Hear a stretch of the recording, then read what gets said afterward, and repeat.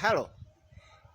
Hivi nyinyi Wasafi, nyinyi hivi mlifikiria nini nyinyi kukaa muda wote nyinyi mnakaa mnaimba familia yangu. Mimi familia yangu imewakosea nini nyinyi?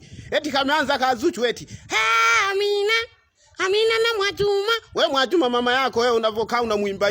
Nikakausha. Nikasema labda kagafirika kwa sababu ni binadamu.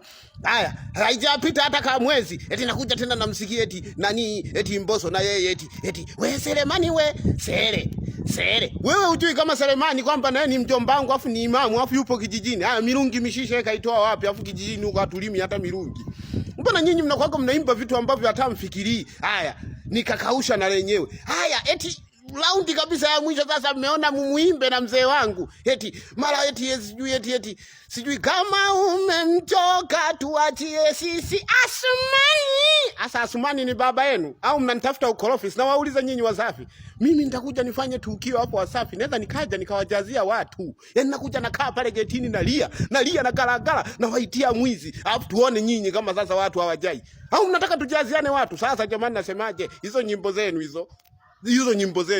Jiangalieni nyimbo za kwa mnaimba jamani.